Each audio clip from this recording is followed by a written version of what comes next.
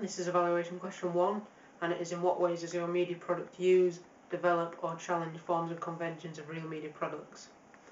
Conventions of real media products are what the audience are expecting to see. These codes and conventions are commonly used and differ within a format or genre, and different meanings are created from these texts.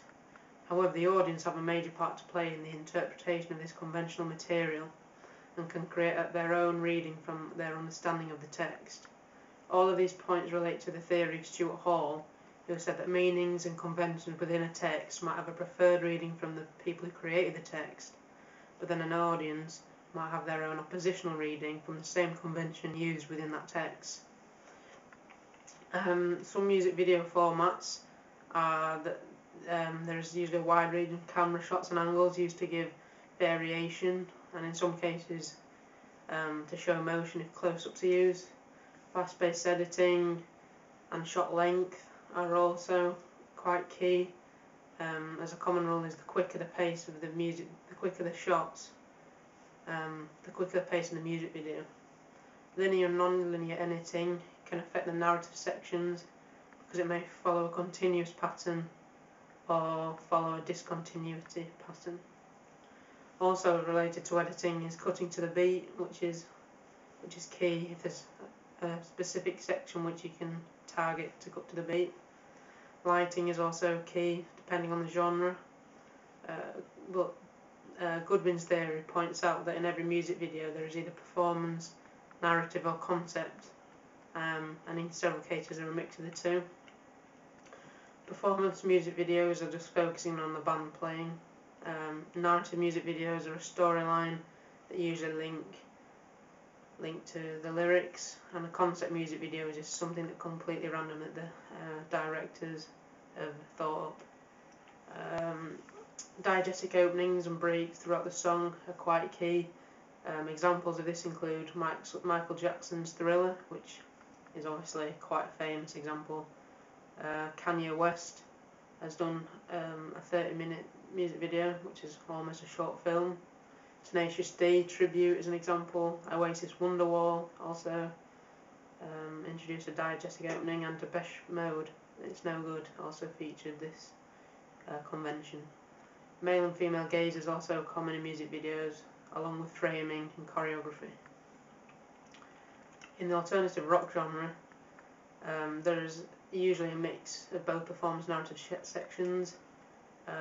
In the performance sections, usually focus on the frontman, and there's usually extremely fast-paced editing, which means short takes and a lot of variety. Quite often black and white effects are used to signify flashbacks. Editing also occurs a lot in the music video and cutting to the beat and things like that.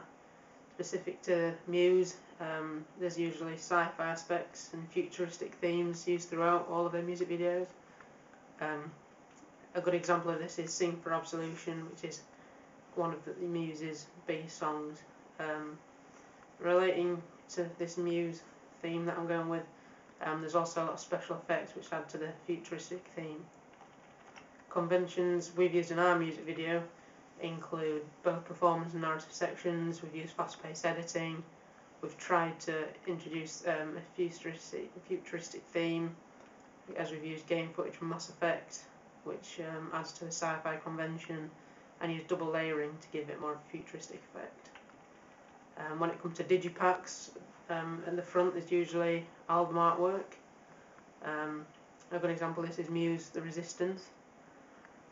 On the back cover there's typically track lists including the timings of the songs.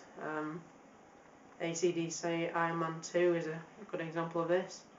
Also on the back you'll find barcode, a QR code, small print of the copyright laws, website for the artist, Twitter and Facebook sites becoming more common with new media and social networks.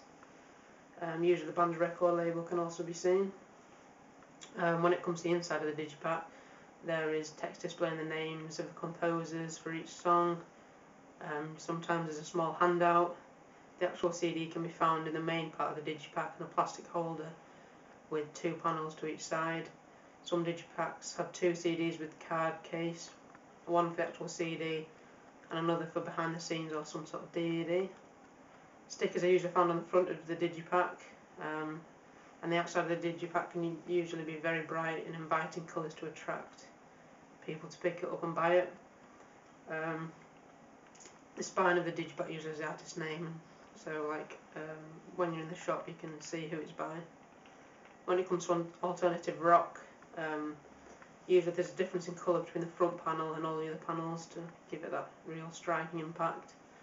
They tend to have a similar front and back panel, so it has a relationship. Black and white shots, like I've already mentioned for the music video, are quite usually seen. Album artwork, artist name, stickers, tour dates, booklet and leaflet inside. Muse Origin of Symmetry is a good example of this.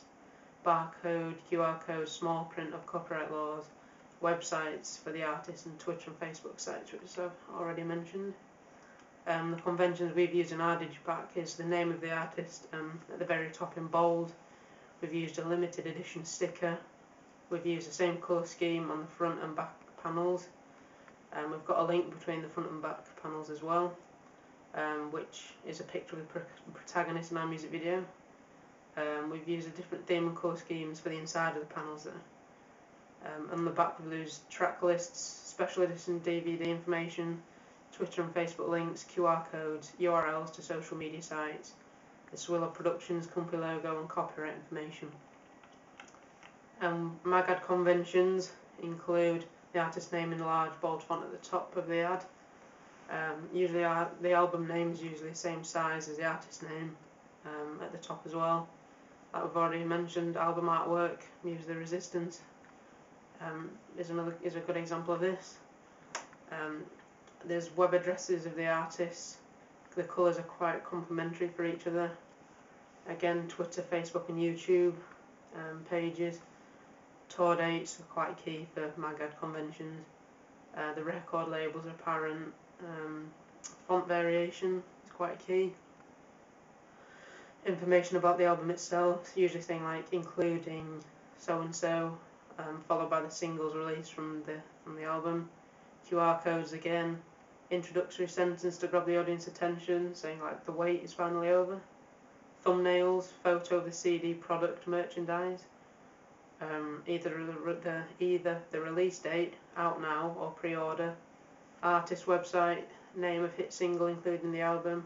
Image of the band, labelled as limited edition to increase sales. They're all key, but for alternative rock genre, again it's usually artist name in large, bold font at the top, which will be used in the Muse Absolution magazine ad we looked at. Album cover, Twitter, Facebook and YouTube links, tour dates, record labels, information about the album, either the release date or the pre-order date is seen. The artist's website is usually given, name of the hit single included in the album which people will be able to relate to, image of the band, labelled as limited edition to increase sales is very key. The conventions we use include artist name in large, bold font at the top of the ad, a futuristic sci-fi background image to link to the Muse theme. We've used tour dates, we've used a photo of the digipack on our mag ad, we've used an opening sentence to grab the attention's audience saying in stores now. We've used the album name, we've used Twitter, Facebook logos and links, and information about the 10-year anniversary special edition.